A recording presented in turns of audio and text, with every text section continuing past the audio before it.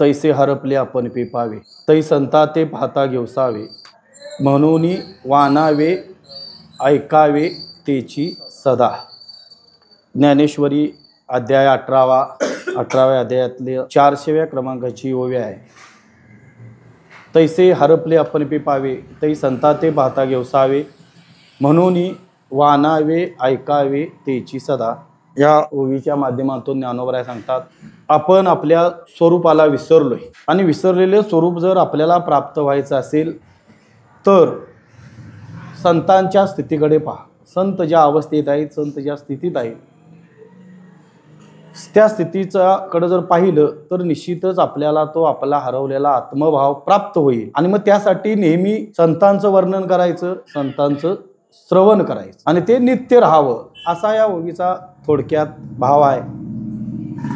सेवेला सुरुवात करण्यापूर्वी थोडासा परिहार देणं कर्तव्य आहे. कुंभार समाज शरवडे, संत गोरोबा काका, तरुण मंडळ, सर्व समाज यांच्या वतीनं प्रतिवर्षाप्रमाणे चालत आलेला हा हरिनाम सप्ताह वैकुंठवासी पंढरीनाथ महाराज म्हसवडकर यांचा पुण्यतिथी महोत्सव आणि या पुण्यतिथीच्या निमित्तानं हा होऊ घातलेला नामयज्ञ, बऱ्याच वर्षापासून हा नामयज्ञ चालू आहे. मला वाटते आम्ही लहान असताना सुद्धा वडिलांच्या बरोबर या कार्यक्रमाला आम्ही येतो, कारण आमच्या वडिलांचा आणि कुंभार समाजातल्या या लोकांचा फार घनिष्ठ संबंध होता आणि त्यावेळेपासून आम्ही पाहत आलोय आणि हे आतापर्यंत चालत आलेला हा भाव आहे. म्हणजे ज्यावेळी म्हसवडकर महाराज यायचे त्यावेळी सुद्धा आमचे वडील इथं या ठिकाणी महाराजांच्या दर्शनाला यायला असं यायचे आणि त्यांच्या पश्चात या समाजानं हा एक चालवलेला पुण्यतिथीचा उत्सव चांगल्या पद्धतीनं आतापर्यंत चालवलेला आहे. आणि मग त्याला मूर्त स्वरूप आता प्रवचन आणि एखादं कीर्तन जागराला करायचं असा थोडासा बदल होत गेला कालाच्या ओघात. ते पुढच्या वर्षीचं काय असेल ते संयोजक कमिटी आणि तू ते दोघांनी मिळून ठरवायचं. वास्तविक पाहिलं बरोबर आहे का नाही नामदेव? हा कसा आहे, आता बोलायचं काय न बोलायचं, एक तर पहिला दिवस यांच्या धावपळीत गेलाच निघून, बरोबर आहे ना. ज्या दिवशी वात घालायची त्या दिवशी जाग आली आणि मग आता आजच्या दिवस राहून दे, उद्यापासून चालू करूया असं झालं. आणि पहिल्या दिवशी ज्या दिवशी पहिला दिवस म्हणून इथं काकांचं प्रवचन होतं त्या दिवशी बऱ्याच लोकांना ते माहितीच नव्हतं, त्यामुळं तेही आमचा दिवस चुकला. असो, पण तरी सुद्धा एवढ्या धावपळीमध्ये प्रपंचाचं एवढं तादात्म्य असताना फार एवढं करतात इथं आणि त्याचा फायदा आम्हा लोकांना होतो. मी काल सुद्धा म्हटलं, व्यवहार बाकीचा काही असो, आपल्याला इथं 7 दिवस श्रवणाला यायला मिळतंय हे आमचं भाग्य म्हणायचं. आणि तद्वज्ञाने हा नामयज्ञ वास्तविक पाहिलं तर आपण सर्व याचे आवत मनुष्य जीव, मी नेहमी सांगतो, जो काय सगळा व्यवहार करतोय तो सुखासाठीच करतो. मग कळणारी आणि न कळणारी सर्वांना इच्छा सुखाची आहे. मग त्यामध्ये सुख प्राप्त व्हावं आणि दुःख नको या दृष्टीनं सर्व व्यवहारच केला जातो आपला. आणि निव्वळ परमार्थामध्ये सुख आहे हे काय सर्व व्यवहारिक जीवनामध्ये वावरणाऱ्या सर्व जीवांनाच त्याचं ज्ञान आहे असं नाही. इच्छा मात्र सुखाची आहे, पण सुख प्राप्त करण्यासाठी धडपड व्यवहारामध्येच आहे सगळी. ज्या प्रपंचामध्ये आम्ही सुखाची अपेक्षा करतो तो प्रपंच दुःखरूप आहे, संतांनी सांगितला, नेहमी आम्ही ऐकतोय. मला वाटतंय वर्षातनं बरेचसे आपल्या गावामध्ये नाम यज्ञाच्या निमित्तानं प्रवचन कीर्तन बरीच होतात. सर्व महात्म्यांच्या मुखातून आम्ही ह्या सगळ्या गोष्टी ऐकतोय नाही असं नाही. प्रपंच दुःखरूप आहे, आम्ही ऐकतोय, पटतंय, आम्हाला अनुभव बी आहे त्याचा. पण प्रपंचाबद्दलचं जे तादात्म्य जडलेलं आहे ते तादात्म्य आम्हाला सुटत नाही. आता महाराज आम्हाला नेहमी सांगतात, सुटत नाही काय, आम्ही सोडायला तयार नाही. तो भाग ज्याच्या त्याच्या चिंतनाचा आहे. वास्तविक पाहिलं तर आम्ही सोडायलाच तयार नाही. आणि सोडायला तयार नाही त्याला बी कारण म्हणजे पाठीमागल्या फार जन्माचा आम्ही घेऊन आलेलो आहे तादात्म्य. हे काय एका जन्माच्या कुठल्या तरी नाही, पाठीमागच्या फार जन्म पाठीमागे झालेले आहेत आमचे. शास्त्रानं सांगितल्याचा विचार केला तर 83,99,999 जीव योनी आम्ही भोगलेले आहेत आणि मग मनुष्य जन्म प्राप्त झालेला आहे. नामदेवरायांचा एक अभंग सुद्धा आहे, शेवटची पाळी तेव्हा मनुष्य जन्म, चुकलिया वर्म फेरा पडे. हे सगळं जन्म भोगून मग मनुष्य जन्म मिळालाय आणि मग हा मिळालेला मनुष्य जन्म इतक्या भोगलेल्या जन्माचं आम्ही काय घेऊन आलो, इकडं संस्कार घेऊन आलोय. त्या इतक्या जन्मामध्ये असणारं जे तादात्म्य आहे ते सगळं घेऊन आता या मनुष्य जन्मामध्ये आलोय. मग आता मनुष्य जन्मामध्ये आल्यानंतर महाराजांच्या सारखे महात्मे तुम्हा आम्हाला सांगतात की याच शरीरानं आपल्याला शरीराचं येणं जाणं काय करायचं आहे, आता थांबवायचं आहे. बरेच मागे जन्म झालेत, त्यातल्या कुठल्याही शरीरानं भगवंताची भक्ती करता येत नाही, त्याला प्राप्त करून घेता येत नाही. नेहमी सांगतोय मी, आहार निद्रा भय मैथून सर्व योनीशी समसमान. परवा सुद्धा विषय झाला. परी मनुष्य देहीचे ज्ञान अधिक जाण सर्वता म्हणले. चारही गोष्टी सर्व योनी नाहीत. मुंगीपासून ब्रह्मदेवापर्यंत सर्व जीवाचा विचार केला तर प्रत्येकाला भूक लागते, प्रत्येकाला झोपेची गरज आहे, प्रत्येकाला भीती आहे आणि प्रत्येक जीव प्रजा उत्पत्तीचं कार्य करतो. म्हणजे या चारही गोष्टी सर्व जीवांना आहेत. मनुष्य जीवाला जशा आहेत तशा प्राण्यांना सुद्धा आहेत. पण शास्त्र सांगतं मनुष्य जीवासाठी एक वेगळं स्वतंत्र अस्तित्व बुद्धीचं दिलेलं आहे. बुद्धी मनुष्य जीवासाठी एक वेगळी स्वतंत्र घातलेली आहे, ती इतर जीवाच्यासाठी नाही आहे. मग ज्ञानोबराय सांगतात बुद्धीचे वैभव अन्य नाही दुजे. ते बुद्धीचं वैभवच फार वेगळं आहे, पण ते बुद्धीचं वैभव जाणून घेणाऱ्याला, कळवून घेणाऱ्याला आहे. आता प्रत्येकाला बुद्धी आहे नाही असं नाही. मनुष्य जीवामध्ये सुद्धा जर विचार केला तर प्रत्येक जणाला बुद्धी आहे, पण बुद्धीचा वापर कोण कसा करेल या ज्याच्या त्याच्या मतानुसार म्हणा किंवा ज्याच्या त्याच्या अवस्थेनुसार, ज्याच्या त्याच्या ज्ञानानुसार असेल. पण बुद्धी एक वेगळी मनुष्य जीवासाठी भगवंतानं तुम्हा आम्हाला प्रदान केलेली आहे. वास्तविक पाहिलं तर हे शरीरच भगवंतानं तुम्हा आम्हाला दिलेलं आहे, ही इंद्रिय भगवंतानं दिलेली आहेत. हा मनुष्य जन्म सुद्धा देह सुद्धा भगवंतानंच दिलेला आहे. दिली इंद्रिय हात पाय कान डोळे मुख बोला या वचन जेने तू जोडसी नारायण नासे जीवपणा भवरोग. आता इथं महाराज म्हणतात हे सगळं दिलेलं आहे ते जीवपणा नासून टाकायसाठी आणि देवपणा प्राप्त करून घेण्यासाठी. आता इथं विचार केला तर जीवपणा घालवायचा काय आणि देवपणा प्राप्त करायचा काय. म्हणजे आम्ही देव नाही का, आम्ही आहोतच देव. देव नाही असं नाही, आम्ही देव आहोतच, पण देवपणाला आम्ही विसरलोय. ममेवंशी जीव लोक जीव होता सनातना. जीव भगवंताचा अंश आहे, हे माझेच अंश आहे म्हणून भगवंतानी वारंवार सांगितलेलं आहे. जीव काय कोण वेगळा नाही, पण मी जीव आहे असं वाटायला लागलंय. मी देव आहे हे विसरल्यामुळं. विसरलंय, हा जीव देव नाही असं नाही, आम्ही आहोतच देव, पण विसरलोय. आणि विसरल्यामुळं महाराज म्हणतात परत हे जन्म मरण आपल्याला काय व्हायला लागलंय, भोगावायला यावं लागलंय. विसरली तया थोर झाली हानी पचतील खानी 84चा. विसरल्यामुळं या 84 लाख खानी योनीमध्ये आपल्याला जन्म मरणाला परत परत परत परत यावं लागलेलं आहे. मग हे विसरलेलं आहे. आता हे आम्ही विसरलोय देवपणाला, हे आता कुठं आपल्याला कोण दाखवतील? आई वडील दाखवतील का? कोण आपल्या कुटुंबातली नातलग पावी पाहुणे वगैरे यातलं कोण सांगतील काय अरे तू देव आहेस, तू जीव नाहीस? सांगतील काय कोण यातली? कोणीही सांगणार नाहीत महाराज. आई वडील असू द्यात किंवा आणि कोणीही असू द्यात, आपल्याबरोबर जे आई भाऊ असू दे, बहीण असू दे, कोणीही नातलग असू द्यात, त्यातलं कोणीही सांगणार नाही तू देव आहेस. घरातल्यानी कधी कुणा म्हणले, कुणाच्या बायकोन आतापर्यंत तुम्ही देव आहेसा असं म्हणले? आम्हाला तरी आतापर्यंत इतकी वर्ष आम्ही परमार्थात 25 वर्ष आहे, कधी बायकोनं तुम्ही देवासारखं आहे असं म्हटलं नाही. मग ते बाकीच्यांचा विषय सोडाच, बरोबर आहे का नाही? काय कसा अनुभव आहे महाराज तसा नाही. महाराज कुणाला तसा अनुभव नाही, घरच्यांनी अनुभव, आणि ज्याला तसा अनुभव असेल तर तो खरोखर देवच आहे म्हणायला काय हरकत नाही.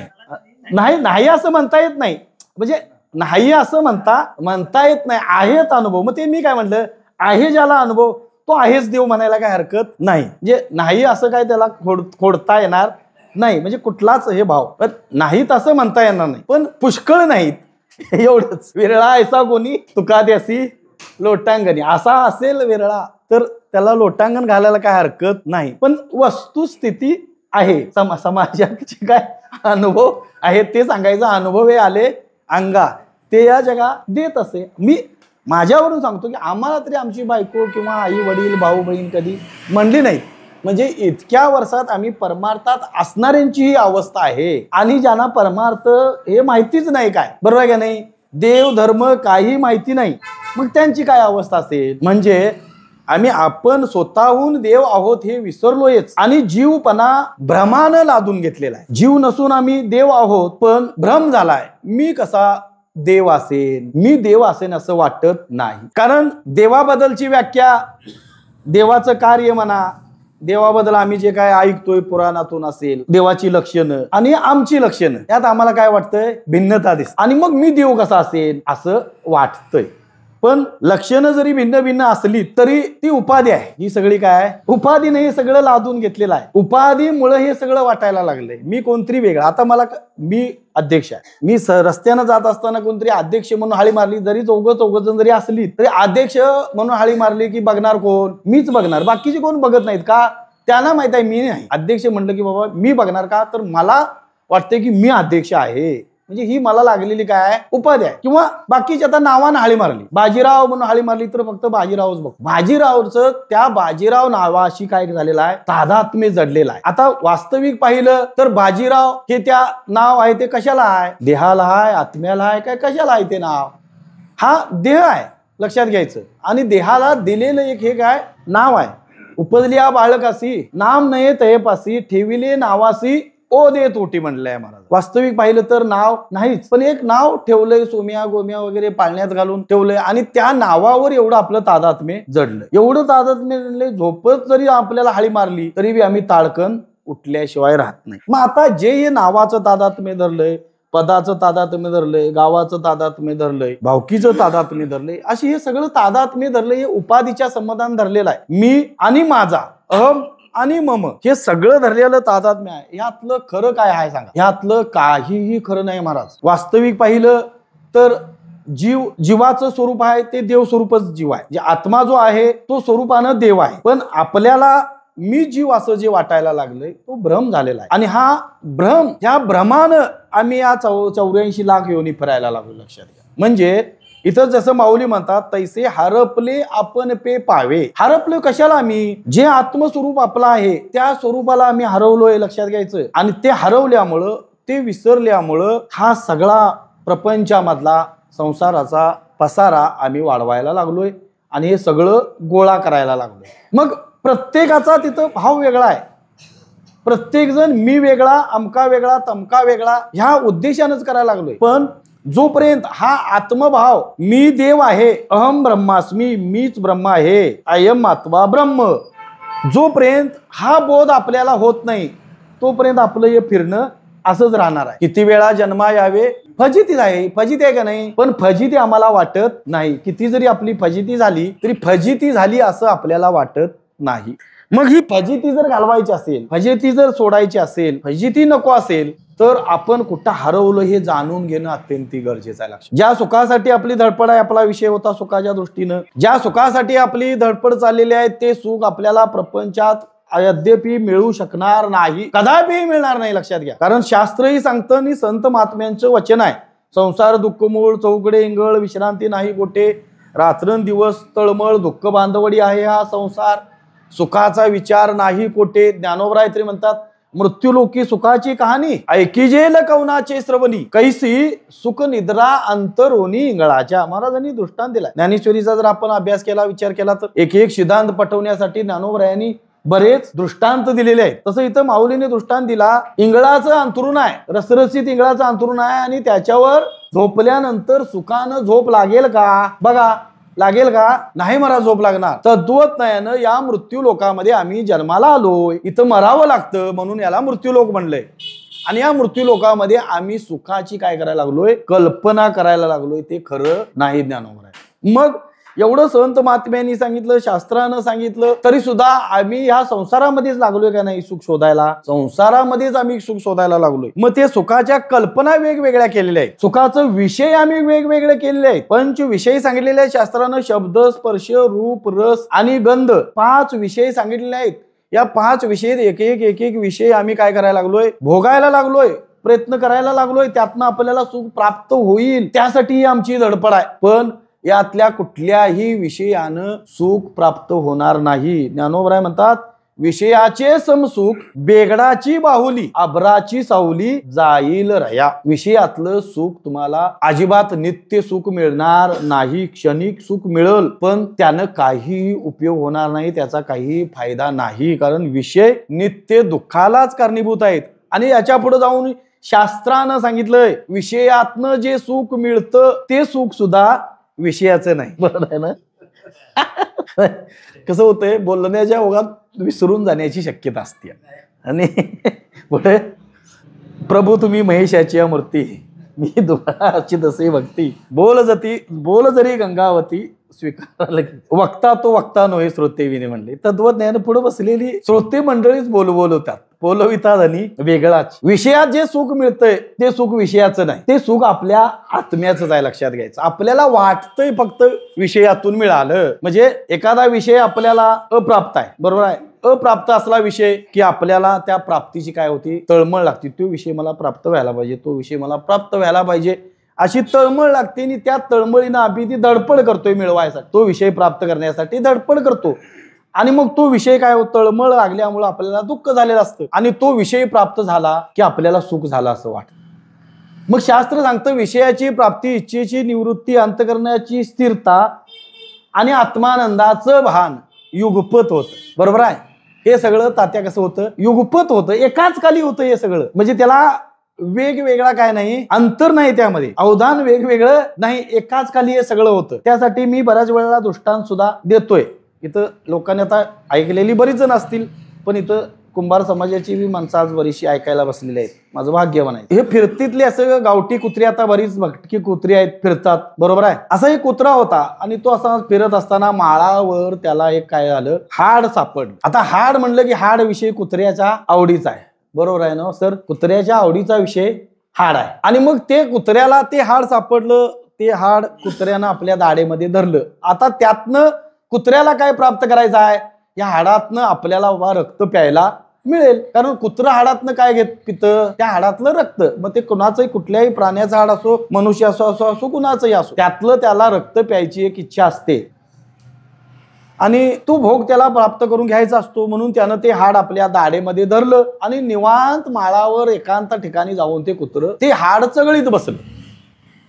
आता त्या कुत्र्याला माहित नाही ते हाड किती दिवसाचं आहे, ताजं आहे, ताज्या मेलेल्या प्राण्याचं आहे, काय फार पूर्वीचं कधीतरी पडलेलं हाड आहे, त्याला काय माहित नाही. पण ते हाड होतं फार पूर्वीचं, कित्येक वर्षी त्या माळावर ते पडलेलं होतं. आता त्यात रक्त असणार काय, नाही, ते वाळून गेलेलं सगळं हाड होतं. पण या कुत्र्याला ते माहित नाही ना. कुत्र्यानं ते हाड आपल्या दाढेमध्ये धरलं आणि चगळायला सुरुवात केली. बराच वेळ चगळलं त्यानं. आता ते वाळलेलं हाड असल्यामुळं ते सहजासहजी फुटलं नाही. पण तरी सुद्धा त्या कुत्र्यानं प्रयत्न सोडले नाहीत. त्यानं फार प्रयत्न केले आणि मग थोड्या वेळानंतर प्रयत्न वाळूचे कण रगडिता तेली गळे म्हणतात, तसं प्रयत्न त्यानं केल्यानंतर ते हाड शेवटी फुटलं. आता हाड फुटल्यानंतर कुत्र्याच्या तोंडातून रक्त जमिनीवर गळायला लागलं. बघा, कुत्र्याच्या तोंडातलं रक्त जमिनीवर गळायला लागलं आणि ते रक्त त्या कुत्र्यानं डोळ्यानं पाहिलं. आता कुत्र्याला आनंद झाला का, एवढ्या वेळी हाड चगळल्यानंतर या हाडातलं रक्त मला प्यायला मिळालं असं कुत्र्याला वाटलं. पण ते जे रक्त होतं जमिनीवर गळतेलं, ते रक्त महाराज त्या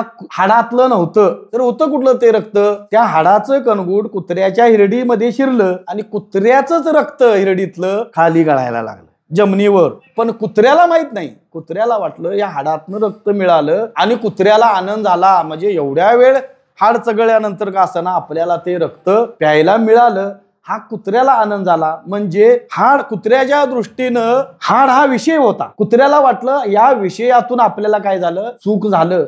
मग ते सुख कशातनं झालं, ते सुख झालेलं कशाचं होतं, त्या कुत्र्याचंच रक्त असल्यामुळं ते त्याचंच होतं. तसं एखादा विषय आपल्याला जर प्राप्त झाला तर शास्त्र सांगतं काय अवस्था होती, ज्यावेळी विषय अप्राप्त असतो त्यावेळी अंतकरण अस्थिर झालेलं असतं. विषय अप्राप्त झाला की अंतकरण अस्थिर होतं आणि दुःख होतं. तोच विषय आपल्याला प्राप्त झाला, तो विषय प्राप्त झाला की अंतकरण काय होतं, स्थिर होतं. आणि अंतकरण स्थिर झालं की अंतकरणामध्ये जो हे आहे तो भाव आपला जागृत होतो आणि आपल्याला काय होतं, सुख होतं. म्हणजे मी अगोदर सुरुवातीला सांगून गेलो की विषयाची प्राप्ती, इच्छेची निवृत्ती, अंतकरणाची स्थिरता आणि आत्मानंदाचं भान हे सगळं युगपत होतं, एकाच काली होतं.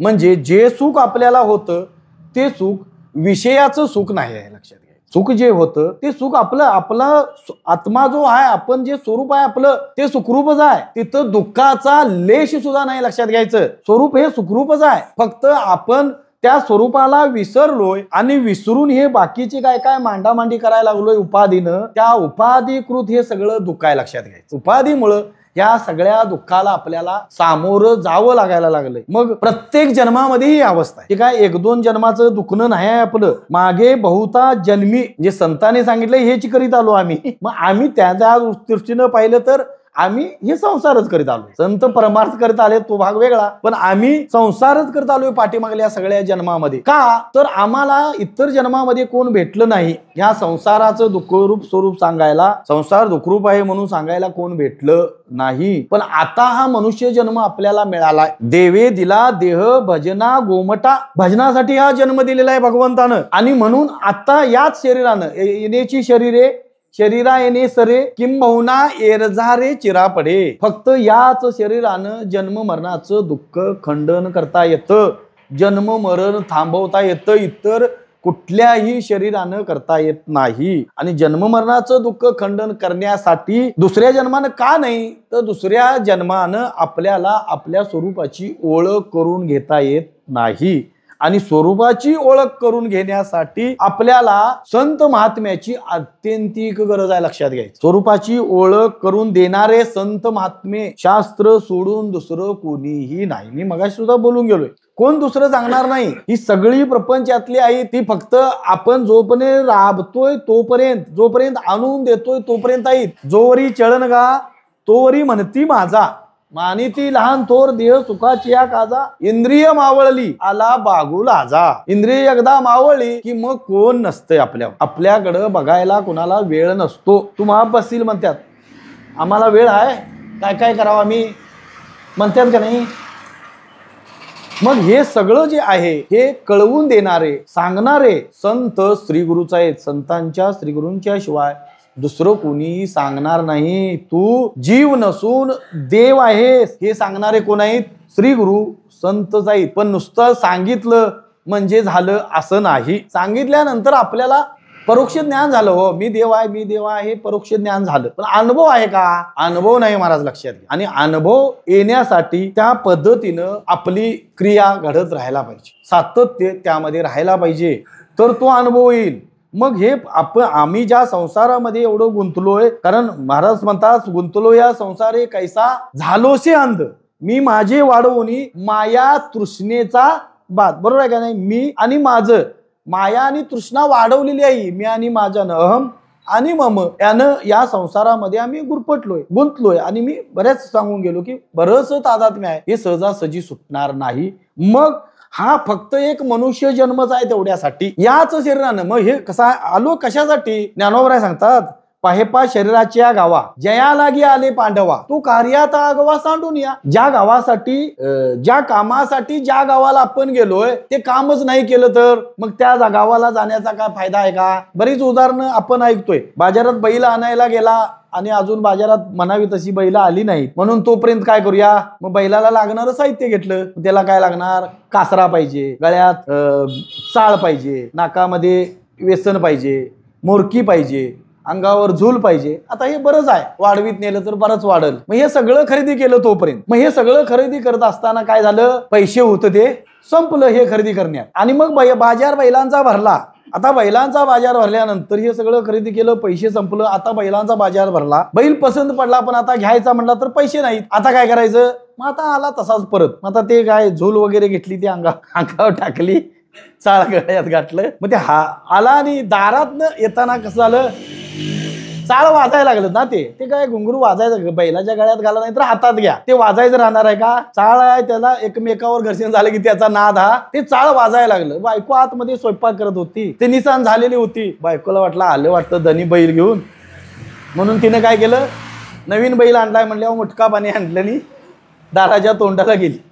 आता तो म्हणला आता हे मुटका पाणी मलाच टाक म्हणला. तर काय झालं? तर बैल घ्यायला गेलो होतो, पण बाजार भरायला नव्हता तोवर हे सगळं खरेदी केलं आणि पैसे सपलं. ज्ञानोबराय या दृष्टांतानं सांगतात, पाहेपा शरीराच्या गावा जया लागी आले पांडवा, तो कार्यार्थ आगवा सांडून या. ह्या शरीराला आलोय, या शरीराला मध्ये कुठल्या? या नरदेहाला आलोय. नरदेह निदान लागले हाती, उत्तम सार उत्तम गती, देवची होईन म्हणती ते होती, तरी का चित्ती न धरावा. याच शरीरानं देव होता येतं म्हणण्यापेक्षा देव आहो हे कळवून घेता येतं, लक्षात घ्या. फक्त ते कळवून घेण्यासाठी हे एकच शरीर आहे, इतर कुठल्या शरीरानं कळवून घेता येत नाही. मग हे कळवून घेण्यासाठी आपल्याला कळवून देणारे भेटायला पाहिजे. कळवून देणारे, बघापासून आपला विषय बराच झालाय, दुसरे कोण कळवून देणार नाहीत. मग कळवून देणारे कोण असतील? तर श्री गुरु संत. त्यांच्याशिवाय दुसरं गुण कळवून देणार नाही. मग श्रीगुरु भेटायला पाहिजेत, आपल्याला संत भेटायला पाहिजेत. नाथ महाराज म्हणतात ऐसे कैसे आणि भेटत इथे साधू. त्या अभंगामध्ये महाराजांनी बरेच उदाहरण दिलंय. चंद्रामूर्त सुखे शेववील, असता जाता रवी धरवेल, बाह्या येळा सागर तरवेल, परी त्या साधूची भेटी न होईल का. चंद्राचं अमृत सुखानं सेवन करणं कठीण आहे, अवघड आहे. पण महाराज म्हणतात यदा कदाचित ते शक्य होईल. नाथ महाराज म्हणतात काय होईल, ते सुद्धा शक्य होईल. असता जाता रवी धरवेल, मावळतीला सूर्य चाललेला आहे, धरणं सोपी गोष्ट आहे का. पण महाराज म्हणतात ते सुद्धा यदा कदाचित शक्य होईल. बाह्या येळा सागर तरवेल, खवळलेला समुद्र आहे, तरुण जाणं सोपी गोष्ट नाही. पण महाराज म्हणतात ते सुद्धा शक्य होईल. एवढ्या अशक्य गोष्टी महाराज म्हणतात शक्य होतीला, परी त्या साधूची भेटी न होईल का म्हणलेला.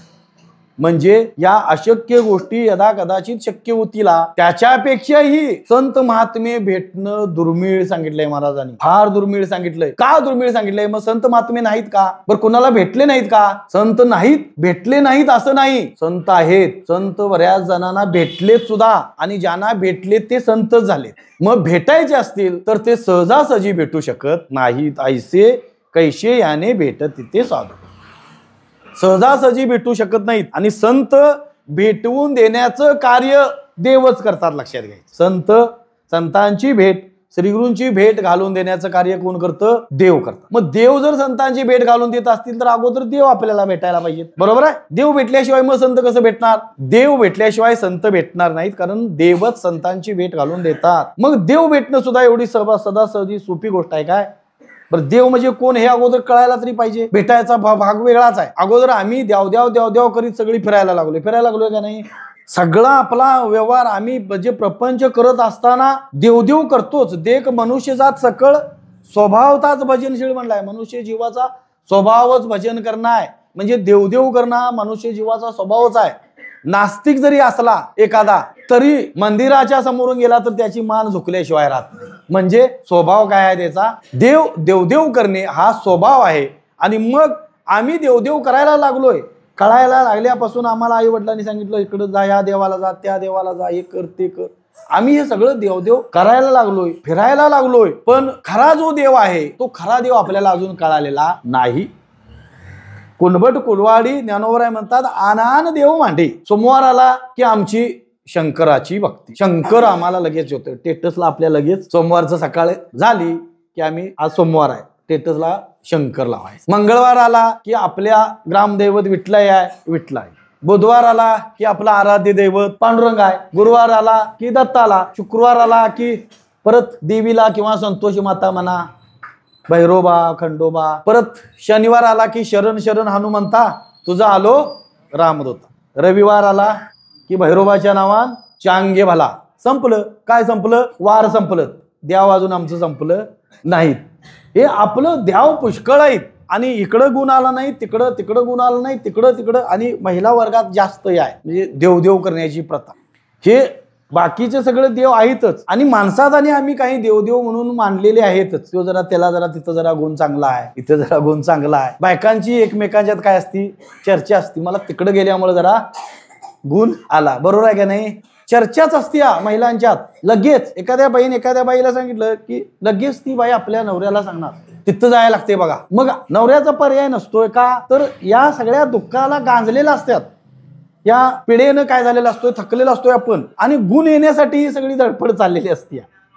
वास्तविक पाहिलं तर हे सगळं करत असताना, हे सगळं देव आपण शोधत असताना जो मुख्य खरा देव जो कोण आहे त्या देवाला आम्ही विसरलो. तो कोराय म्हणतात आपुला तो एक देव करूनी घ्यावा, तेने विने जीवा सुख नाही. महाराजांनी एक सांगितला, त्याला बरीच प्रमाण दिले. पतिव्रते जैसा भ्रतार प्रमाण, आम्हा नारायण तैशा परी. सर्व भावे लोभ्या आवडे धन, आम्हा नारायण तैशा परी. मग तो एक देव सांगत असताना तो जो देव आहे तो देव कुठला, आणि तो देव आपल्याला प्राप्त व्हायला पाहिजे. तो देव अगोदर कळायला पाहिजे. मग हे सगळं सांगत असताना श्रीगुरु भेटायचे असतील तर मी काय सांगितलं, अगोदर देव भेटायला पाहिजे. आणि देव जर भेटायचे असतील, देवाची आपल्यावर जर कृपा व्हायची असेल, ईश्वराची कृपा व्हायची असेल, तर अगोदर आपल्या चित्तात असणारे दोष घालवावे लागतात. मी नेहमी सांगतोय, आता जास्त लांबड लावायची गरज नाही. बऱ्याच वेळेला आपण हे सगळं ऐकतोय, कायम ऐकतोय, कारण आपल्या कसं आहे, आपल्या गावामध्ये बरीचशी शास्त्राची बैठक आहे, सारखं शास्त्र आपल्या कानावर बऱ्याच वेळेला पडतंय. त्या दृष्टीनं मलदोष, विक्षेप दोष आणि आवरण दोष 3 दोष सांगितले आहेत. मलदोष म्हणजे पाप करण्याची वासना,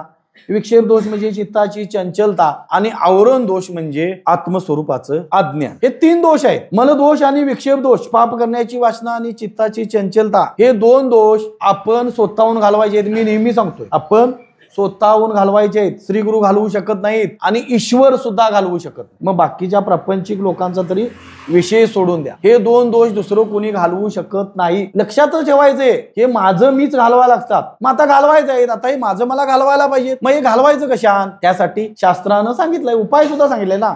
निष्काम कर्म आणि निष्काम उपासनेनं हे 2 दोष जातात. म्हणजे जे काय आपण कर्म करतो ते कर्म निष्कामतेनं करायचं. जी उपासना आपण करतो म्हणजे भक्ती करतो भगवंताची, ती भक्ती आपण निष्कामतेनं करायची. आता इथं थोडंसं कसं होतंय, निष्काम कर्म आणि निष्काम उपासना म्हणलं की थोडीशी शंका निर्माण होते. कर्माचा सिद्धांत असा एक ग्रंथ आहे, कधी आपल्या वाचनात आला असेल तर बघा आणि नसेल तर वाचा.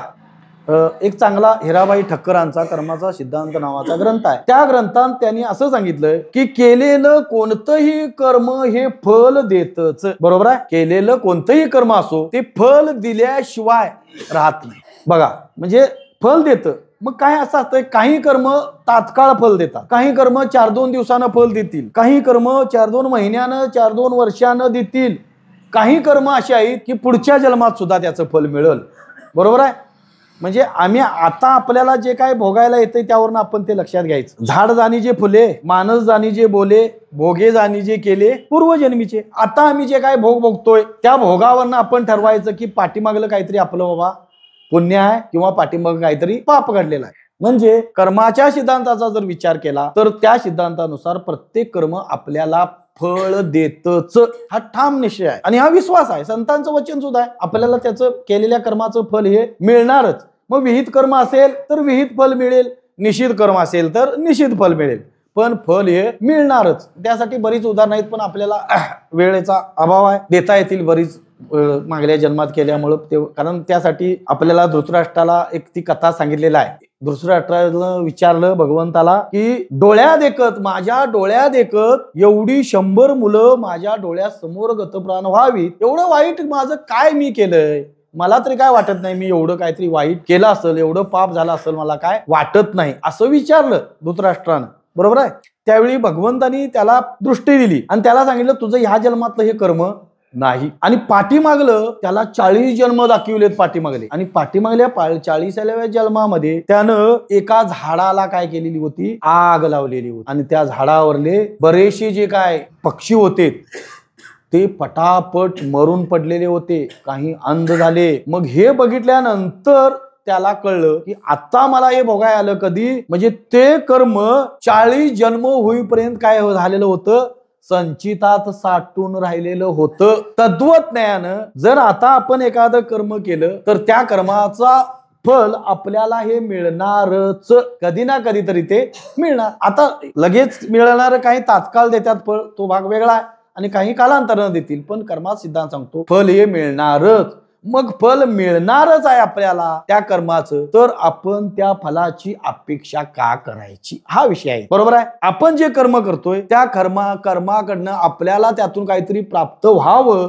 काहीतरी मिळावं ही अपेक्षा का करायची आपण? म्हणजे मिळणारच असेल फल तर अपेक्षा रहित राहून आपण ते कर्म करायचं. जर मिळायचं असेल प्रारब्धात तर मिळेल, नसेल प्रारब्धात तर नसेल. कारण प्रारब्धेची जोडे धन, प्रारब्धेची वाढे मान, प्रारब्धान मिळतं. कारण ज्ञानोबरायांची सुद्धा एक ओवी आहे. काय ओवी आहे ज्ञानोबरायांची? भाग्याचे नी भडसे, उद्यमाचे नी मिशे, संपत्ती जात पैसे कर निघे. संपत्ती जर प्राप्त व्हायची असेल तर ज्ञानोबराय म्हणतात घर घुसून दारा येते, दार मोडून इथे मग यायची असेल तर, आणि नसेल भाग्यात तर मग काही करा, दिवसाची रात्र करा आणि रात्रीचा दिवस करा. याबद्दल आपल्याला बराचसा अनुभव आहे. व्यक्तिगत आपल्याला असेल नसला तरी शेजापाजाऱ्यांची आपण अवस्था बघतो. एखाद्याचं काहीच न करता त्याला चांगलं प्राप्त सगळं होत असतंय, आणि एक बरंच काय काय देव धर्म करीत बसला तरी त्याला प्राप्त होत नाही. त्यावरून आपण ठरवायचं की कुठंतरी पाठीमागलं भोग आहेत प्रारब्धाचं हे ठरवायचं. आणि मग आता हे मिळालेलं जे शरीर आहे मनुष्य शरीर, ह्या शरीरानं आता आपण जे काय करायचं आहे कर्म, ते कर्म आता शुद्ध करायचं. इतकं ते शुद्ध करायचं, इतकं शुद्ध करायचं की त्या कर्मानं आपल्याला पुढचा जन्म प्राप्त होणार आहे. लक्षात घ्या. मग जन्म मरण खंडन करायचं काय काय करायचं या मनुष्य शरीरावरच अवलंबून आहे. काय पुढचा जन्म वेगळा कुठला चांगला मिळायचा हे या शरीरावर अवलंबून आहे. आणि मग निष्काम कर्म निष्काम उपासना झाली की आपल्याला काय होती, भगवंताची प्राप्ती होती. भगवंत भेटतात. आणि मग भगवंत भेटले एवढ्यावर होत नाही, तोच ईश्वर आपल्याला काय करतो, एखाद्या यथार्थ श्रीगुरूंची भेट घालून नाही तर आपणच श्रीगुरु रूपानं भेटतो. लक्षात घ्या, जो तिसरा दोष आहे आवरण नावाचा, तो दोष घालवण्याचं काम ईश्वराचं नाही. लक्षात घ्यायचं, ते काम श्रीगुरूंच्याकडे आहे, संतांच्याकडे आहे. मग ईश्वरांना जर करायचं असेल तर ईश्वर श्रीगुरु रूपानं येऊन भेटून करतील. जसं ज्ञानोबरायांच्या जीवनामध्ये भगवंतानी काय ते अर्जुनाच्या जीवनामध्ये अर्जुनाला श्रीकृष्णानं देव म्हणून उपदेश केलेला नाही, गुरु म्हणून उपदेश केलेला आहे. लक्षात. म्हणजे तुकोबरायांच्या जीवनामध्ये आपल्याला अनुभव आहे, माझ्या विठोबाचा कैसा प्रेम भाव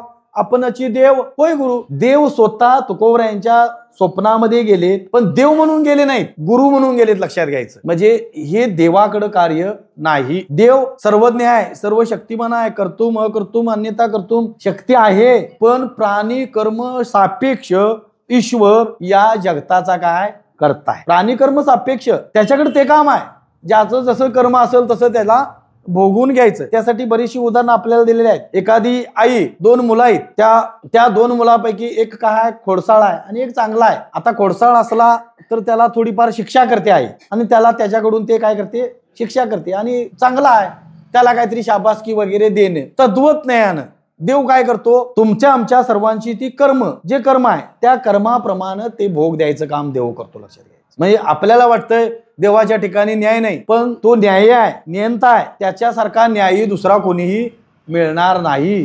पण आपलं भोग जसं असतील तसं तो भोगवण्याचं काम करतो. आणि मग तोच ईश्वर आपल्याला यथार्थ श्रीगुरूंची भेट घालून देतो. आणि मग यथार्थ श्रीगुरूंची भेट घालून दिल्यानंतर ते श्रीगुरु आपल्या ठिकाणी असणारा जो आवरण नावाचा दोष आहे, आवरण दोष म्हणजे आत्मस्वरूपाचं अज्ञान. हे अज्ञान आहे.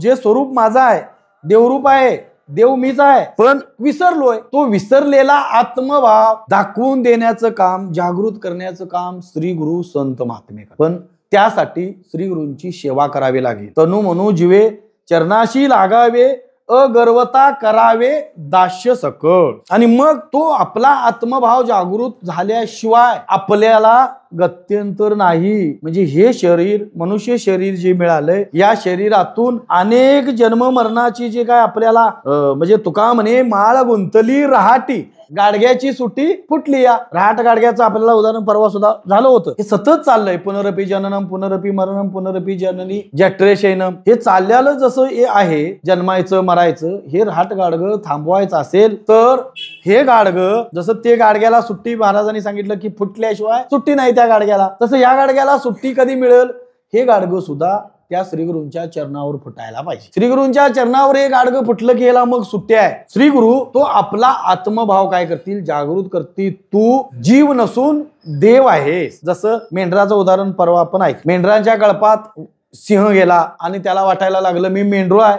ते सगळं व्यवहार मेंढरासारखं करायला लागलं. चारा खाणे, त्या मेंढराच्या बरोबर ब्या ब्या ब्या करणे, सगळंच व्यवहार ते मेंढरासारखं करायला लागलं. का तर त्याला मी सिंह आहे हे माहिती नाही, विसरलं ते सिंहपणाला.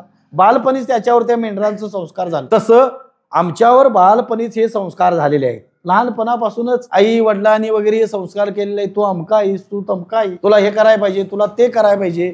आणि त्या संस्कारानं आम्ही फार गुरफटून गेलोय. आणि त्यामुळं जसं त्या मेंढराला खरा सिंह भेटला आणि त्याला वाटलं अरे आमच्यातला आहे, आणि मेंढरात कसं काय फिरायला लागलंय. आणि एरवी मेंढराने जर बघितलं असल्या वाघाला, सिंहाला, तर मेंढर पळणारी मेंढर बी त्याच्या बरोबर फिरायला लागले. मग यानं ठरवलं, त्या सिंहानं ठरवलं आता याला यातून बाहेर काढायचं, हे आमचं आहे, जातीवंत आहे, आणि हे मेंढरातनं फिरायला लागलं. आणि मग त्याला नेलं तळ्याच्या काठाला आणि त्याला सांगितलं अगोदर, अरे तू मेंढरू नाहीस, तू सिंह आहेस. ते म्हटलं मी कसा सिंह असेल. तसं श्रीगुरु आम्हाला म्हणतात अरे तू देव आहेस आम्हाला वाटतं मी कसा देव असेल, माझ्या देवत्वाचं काय दिसत नाही आणि मी कसा देव असेल. तसं मग त्याला पटवून देण्यासाठी त्या मेंढराला त्या सिंहवागानं तळ्याच्या काठाला नेला आणि त्याला दाखवलं प्रतिबिंब, की माझं प्रतिबिंब बघ आणि तुझं प्रतिबिंब बघ, काय फरक तुला दिसतो का याच्यात. मग त्याला पटलं, अरे रे रे म्हणतोय रे मी सिंहच आहे की का. मग त्या सिंहानं, खऱ्या सिंहानं डरकाळे फोडले आणि त्याला सांगितलं तू आता ब्याब्या करायचं नाही, फोड डरकाळी. म्हणल्यावर त्यानं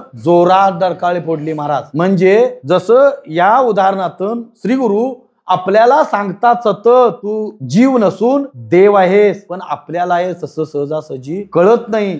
मग हे कळवून घेण्यासाठी आपल्याला सतत श्रीगुरूंच्या सानिध्यात राहायला पाहिजे. परी संता सवे वसता योग ज्ञानी पैसा गुरुचरण उपासिता वैराग्यासी. गुरुचरणांच्या जवळ सातत्यानं राहायला पाहिजे, सतत त्यांची सेवा करायला पाहिजे. काया वाचा मनानं श्रीगुरूंची सेवा करायला पाहिजे. श्रीगुरूंच्या वचनावर विश्वास ठेवायला पाहिजे आणि त्यांची कृपा आपल्यावर व्हावी, त्या कृपेस आपण पात्र व्हायला पाहिजे. त्यांनी कृपा करा म्हणून सांगायची गरज नाही. आपण त्या कृपेस पात्र झालो की ते काना वचनाचे भेटी. परी सरिसापसी परी किरटी वस्तू होऊन उठी कोण एको. सांगायला लागेल का, त्यासाठी वेळ घालवावा लागेल? अजिबात नाही. जर उत्तम अधिकारी असेल तर काना वचनाची भेटी, मध्यम असेल तर त्याला थोडा वेळ लागेल. मग त्याला श्रवण मनन निधिध्यासन तत्व पदार्थ शोधन ही साधनं करत श्रीगुरूंच्या सानिध्यात राहावं लागेल, लक्षात घ्यायचं.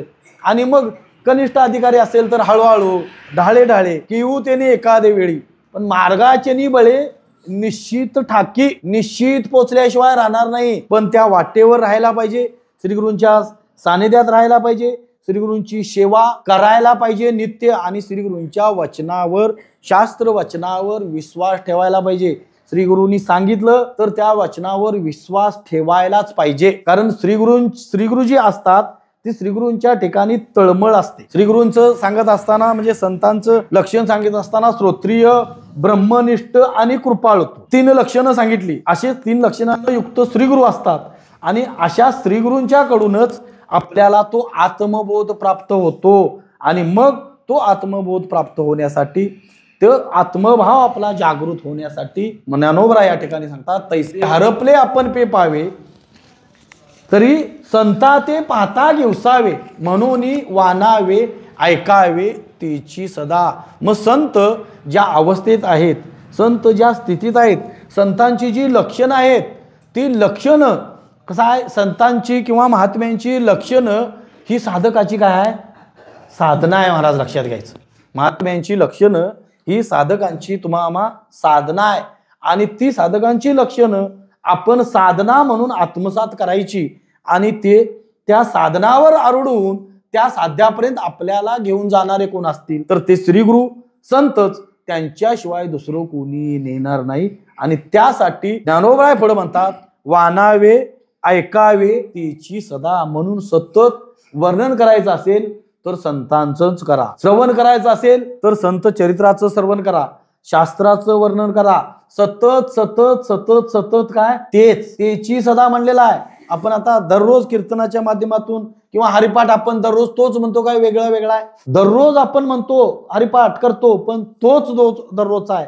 दररोज सुंदर ते ध्यान उभे विटेवरी दररोजच आहे का नाही, पण दररोज रोज रोज रोज रोज त्यात नवीन नवीन नवीन नवीन आपल्याला काहीतरी बोध प्राप्त होत असतो, नवीन काहीतरी प्राप्त होत असतं. तसं इतर तुम्हाला कुठल्याही वाङ्मयामध्ये होणार नाही. हे जे संत वाङ्मय आहे, या संत वाङ्मय याची एक खासियत फार वेगळी आहे, शास्त्राची खासियत फार वेगळी आहे.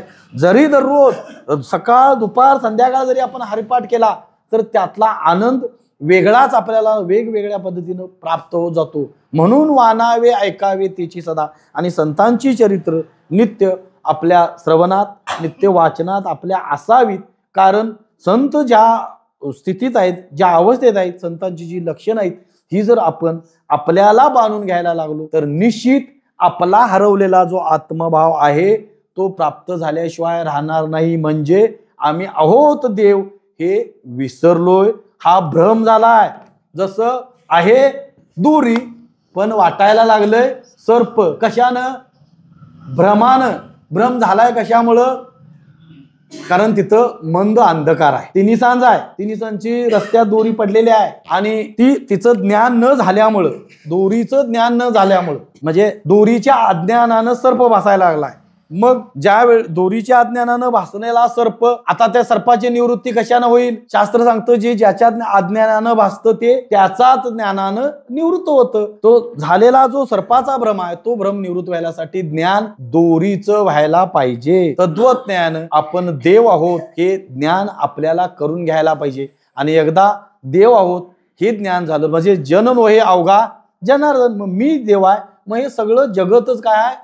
देव आहे. प्रपंच एक झाला होता, इथं समूळ मिथ्या वार्ता म्हणजे जन नोहे अवघा जनार्दन. हे जग नसून देव रूपानं आपल्याला कळेल. पण त्यासाठी झालेला हा जो भ्रम आहे, हा भ्रम श्रीगुरूंच्या कृपेतून, श्रीगुरूंच्या सेवेतून आपण निवृत्त करायला पाहिजे. आणि तो निवृत्त झाला की मग मीच देव आहे याची प्रचिती, याचा अनुभव आल्याशिवाय राहणार नाही. आणि तो अनुभव घेण्यासाठी या नामसप्ताहाच्या माध्यमातून, कीर्तन प्रवचनाच्या माध्यमातून, वारीच्या माध्यमातून तुम्ही आम्ही सगळ्यांनी एकत्र येऊन हे सगळं आपल्यासाठी आपण हा परमार्थ करायचा आहे. मी नेहमी सांगतो आम्ही आमच्यासाठी करतोय, आम्ही इथं आलोय आमच्यासाठी. हे तुमचं चालवायसाठी म्हणून नाही, तुमचं चालवायचं काय आम्ही वसा घेतलेला नाही किंवा काही नाही, आम्हाला गरज आहे त्यासाठी आम्ही इथं आलोय. आणि प्रत्येकाला परमार्थाची गरज कळायला पाहिजे. महाराज आम्हाला नेहमी सांगतात की आजार कळायला पाहिजे. आजार कळाला की डॉक्टरकडे मग चल म्हणायला लागत नाही, वडून न्यायला लागतोय. मग डॉक्टरकडे तोच मग घायला लागतोय, चला मला एकदा दवाखान्यात न्या. तसं हा जो झालेला